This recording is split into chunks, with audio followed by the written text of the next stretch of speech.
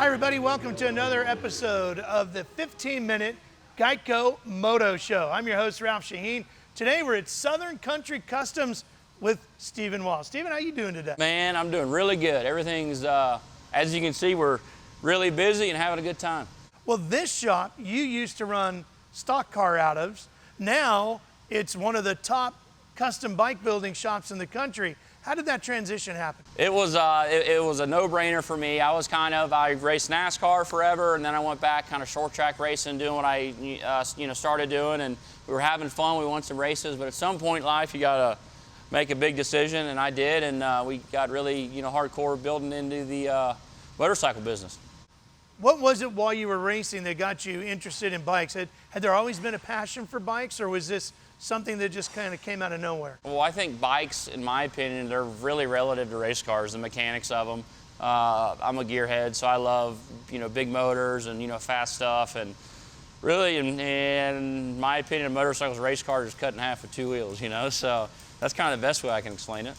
But you never raced motorcycles, right? I never, no, absolutely not. It was always four wheels and a roll cage, and always, stock cars and stuff for me. But, as a kid, we had dirt bikes and, piddle with that stuff, but, never ran any, races at all. But I'd ride some wheelies through the neighborhood, that's for sure, Do you wish you had? Not really, no, because I look back at it now, my body hurts hard enough from, the NASCAR side of stuff. Yeah, from the NASCAR side of stuff. I can only imagine what it'd feel like if I was, damn motorcycle racing.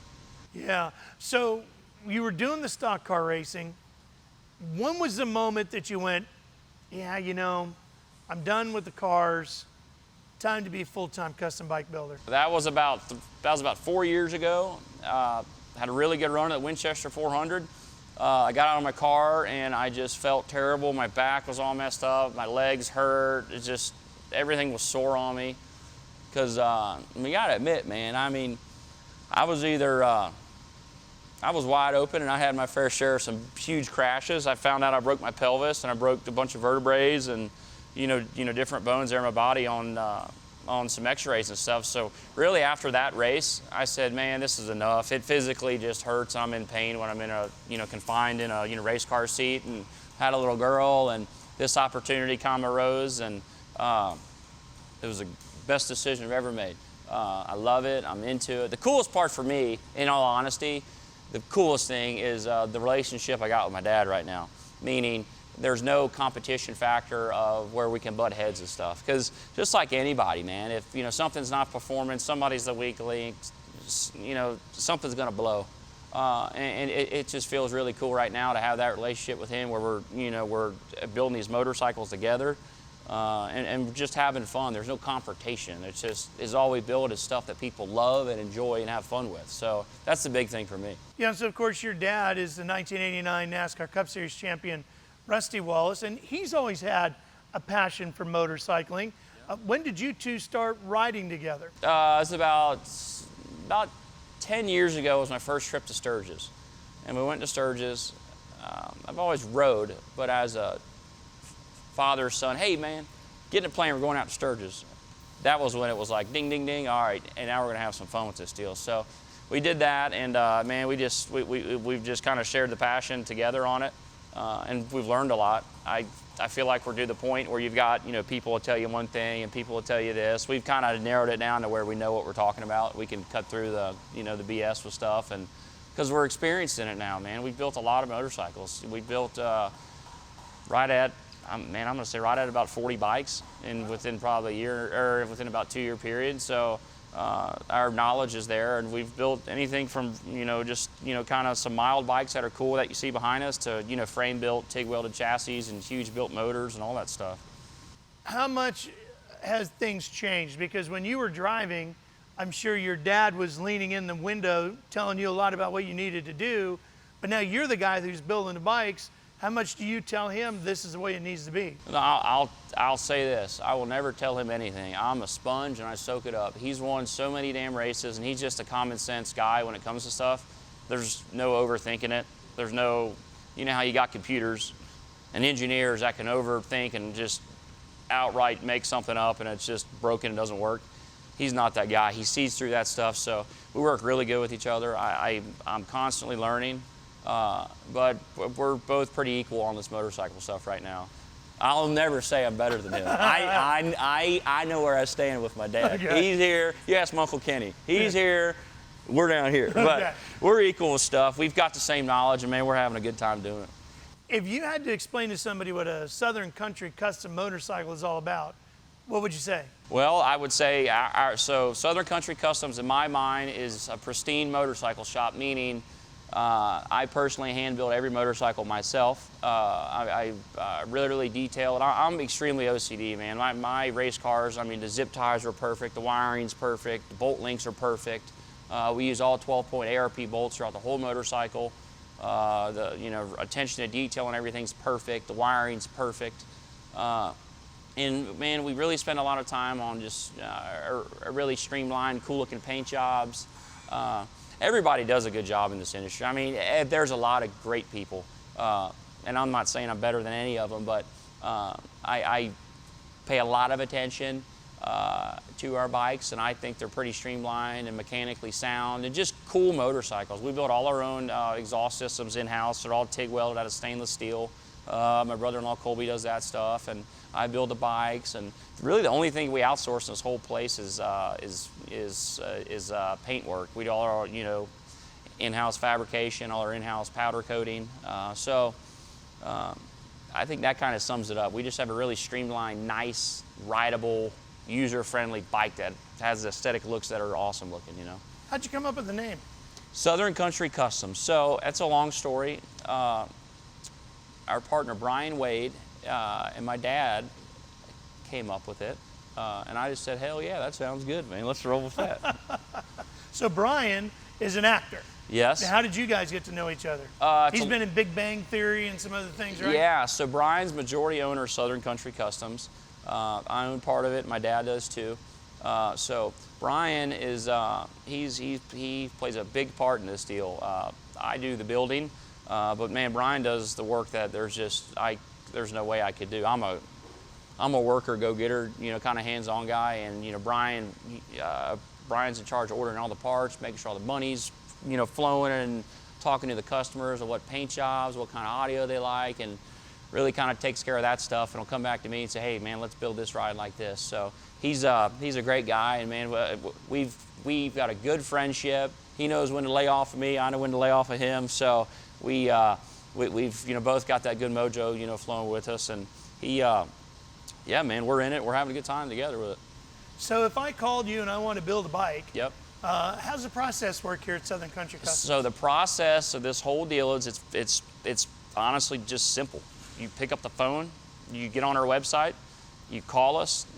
Either Brian will answer or Leo answer, like that, and we get the ball rolling. Either you can provide a bike, or typically we'll purchase a brand new bike, or we'll locate one that's and all of your bikes used. are Harleys, right? They're all Harleys. I'm not saying we kind of venture off on that stuff, but we built one Indian, but I'm just a Harley guru, and I really stick to that. But man, you call and we talk about paint, we talk about audio, we talk about motors, and the next thing you know, you got a build sheet, and we start off that way, get the ball rolling. And what's the process take? I mean, obviously there's from somewhat mild to extremely wild. Yeah. How long does it take to get a bike if all the parts and pieces are flowing, coming in the door? Well, things are hard right now with being able to supply parts and all this stuff, but generally we've got about 95% of the stuff in stock, and typically from the time that you call to completion on a motorcycle is about 2 months, which might seem like a lot, but man, that's really not. So it's typically right around that kind of period of time. That's interesting. So what is it about Harley Davidson that gets you going? Well, I think the cool part about Harley, it's America. It's V-twin. It's loud. It's got a deep tone to it, and the bikes are they're Americana cool bikes, And like I'm not saying anything bad about any other bikes. It's just that's what I like. You might like a Ducati or whatever, but I like Harley Davidson because that's just me. And the parts are a lot. The parts are available to be able to build stuff. Because I mean, at the end of the day, man, you know, you can't do this deal on your own. You've got to, you know, everybody's got to have a little bit of help here and there to, you know, be able to have this whole process work with, you know, machining parts and whatnot. So that's kind of the route with you know, why I like Harleys. We built an Indian one time. It's awesome. It looked really cool. We built it for Walker Evans for his 80th birthday. And I mean, it was really cool, beautiful bike, awesome. But it was just so difficult and hard to find, you know, parts, cool parts for them. So that's kind of the reasoning behind it. And I think if you ask any other bike builder, they'd answer that question the same. How much of your racing experience flows over into what you're doing with the bikes? I mean, you talked about components and pieces and parts, but how about what you experienced as a racer being an influence on the bikes? It's unbelievably huge. And is what I mean by that, I understand how the laser alignment of a race car, the camber, the toe, how all the geometry's got to work. And there's a lot of guys and a lot of people that don't understand how crucial that is. They'll say, oh man, it's within a 16th, that's good enough. No. That's not good enough. That's not perfect. So when we're welding these necks on these things, these bikes are all laser aligned, they're jig built, just like our NASCAR race car style stuff is. So that's where the hardcoreness and me and my father come into it, because almost good enough isn't good enough. If it's not straight, if it's not perfectly straight, then it's not straight. So that's where a huge benefit of that side of stuff on our previous side really, you know, works out good for us there. Yeah, it makes a difference. Yeah, oh, big time for sure, man. So as you look at the industry, what do you see as the hot thing coming into the market? What are you getting from your customers that they want the majority of? So there's about 2 or 3 types of motorcycles right now that are big sellers. So you've got the audio industry, huge 30-inch big wheel bagger bikes are super popular.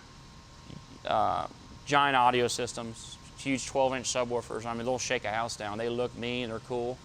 But you obviously can't ride them too aggressively. I've got one on my own. It's a big red one, and I can run it about 80, 90 mile an hour. It's just heavy, and but then you've got the fat tire scene's really popular. We've been building a lot of 21 fatties, but then the performance bagger scene's getting insane. Where these guys, I can't ride them like that. So I could build one. I mean, these are high bag bikes. These guys are all chain driven. They'll ride wheelies on these things like they're mopeds. These big 900-pound Harleys. I mean, they'll wheelie these things and jump them and crazy stuff.